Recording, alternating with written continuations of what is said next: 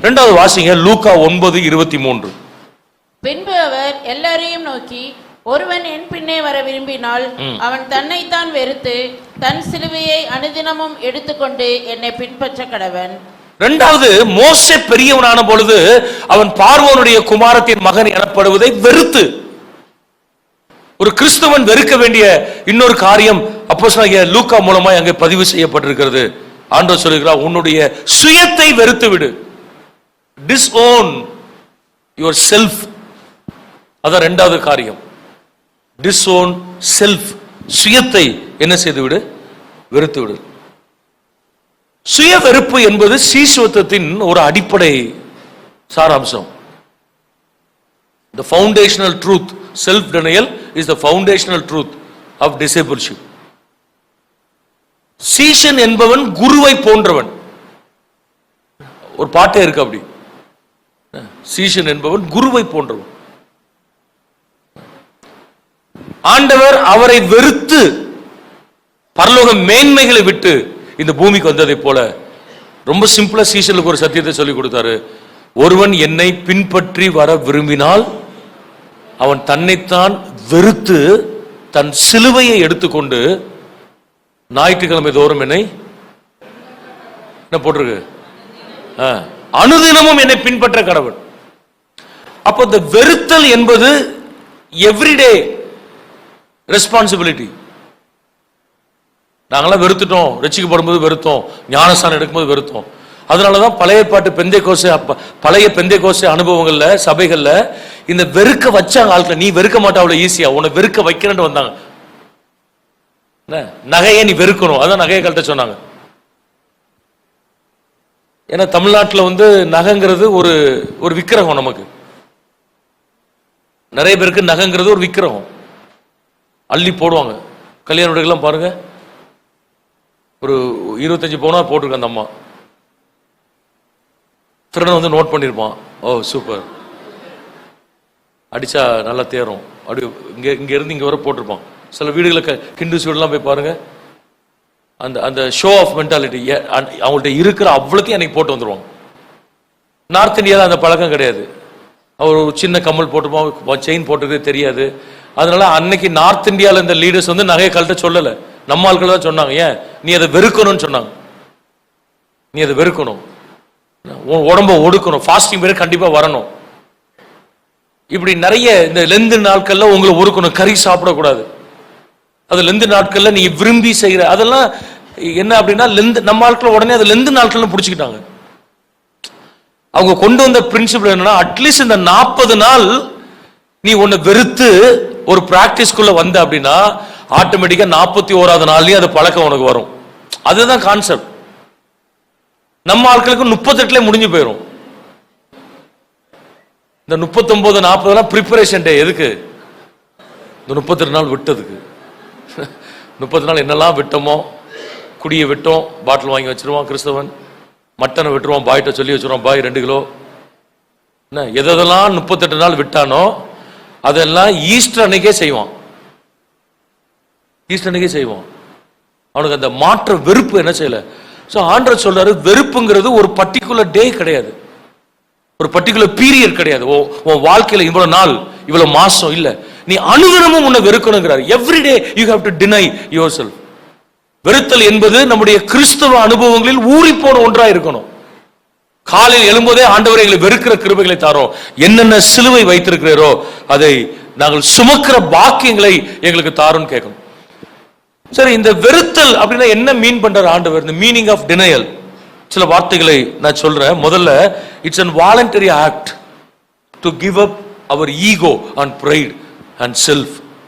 நம்முடைய சுயம், நம்முடைய ஈகோ, பெருமை இதெல்லாம் விட்டு விடுவதற்கான ஒரு தன்னிச்சையான செயல். Voluntary act. ஃபோர்ஸ் பண்ணக்கூடாது யாரும். கிறிஸ்தவம் என்பது ஃபோர்ஸ் பண்ணி வருகிற ஒன்று கிடையாது. அதனால ஆண்டவர் சொல்றாரு, நான் வாசற்படியில் நின்று கதவை தட்டுகிறேன், ஒருவன் என் சத்தத்தை கேட்டு கதவை திறந்தால் அவனுக்குள் நான் பிரவேசித்து அவனோடு போஜனம் பண்ணுவேன். கதவை திறக்கலனா நான் போயிருவேன்.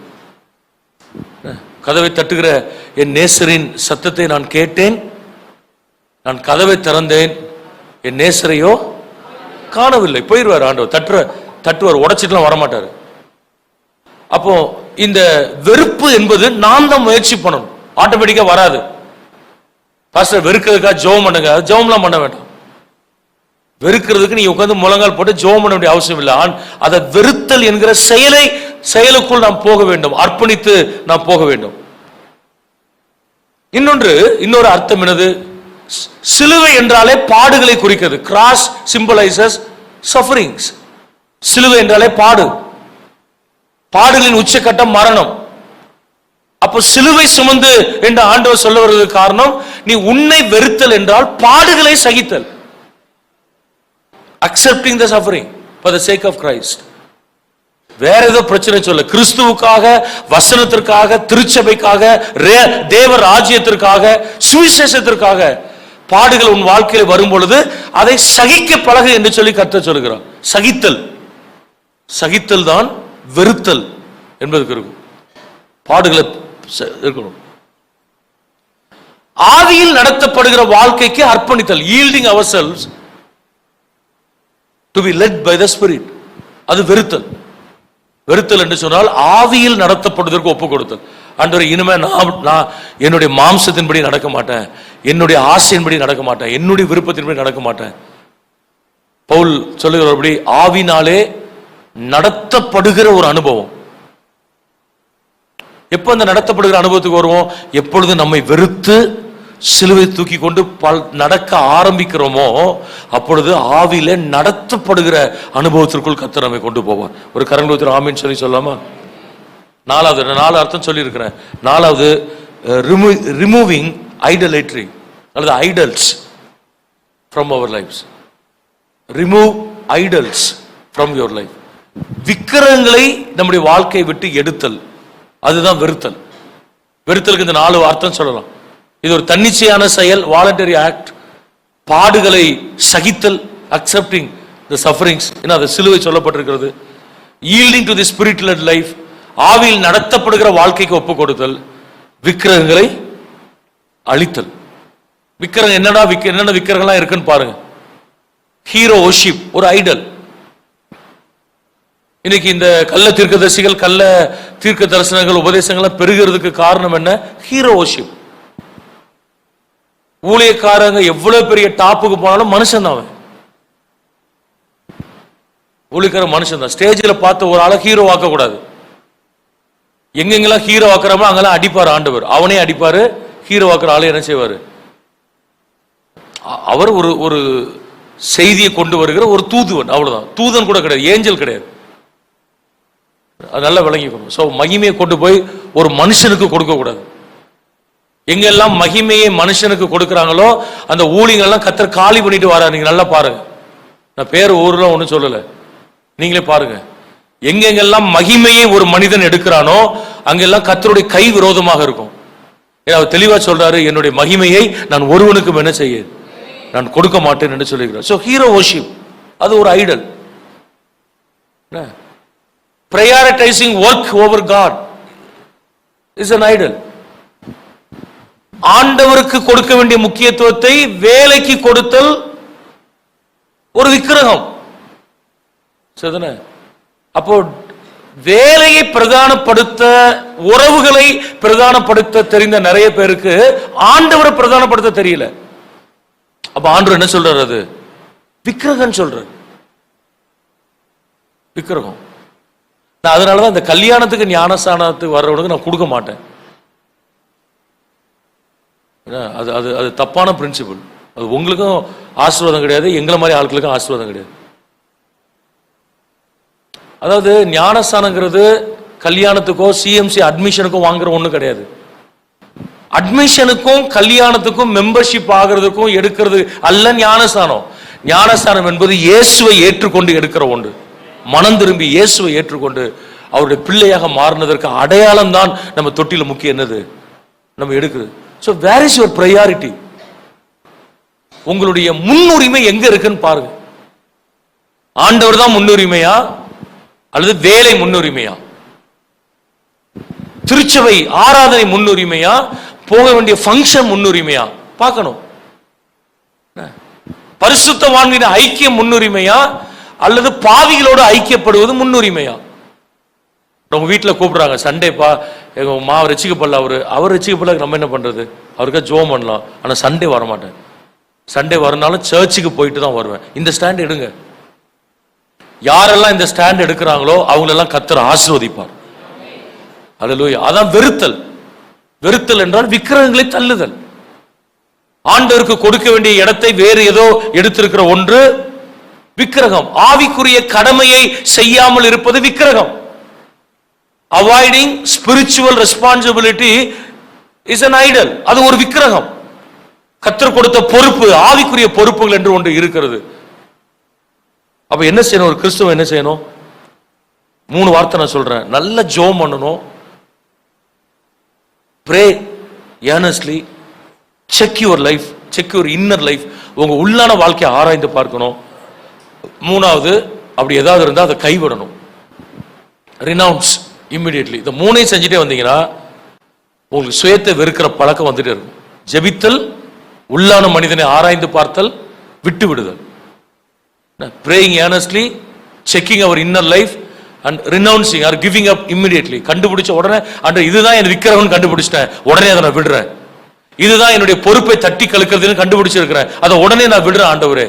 அந்த உடனே விட்டு விட்டு வர பழக்கத்துக்குள் வர வர ஆவிக்குரிய வாழ்க்கையில வளருவதற்கு கர்த்தர் கிருபை தருவார். ஒரு ஆமென் சொல்லி சொல்லாமா? சார்ல்ஸ் ஸ்பர்ஜன் சொல்றாரு,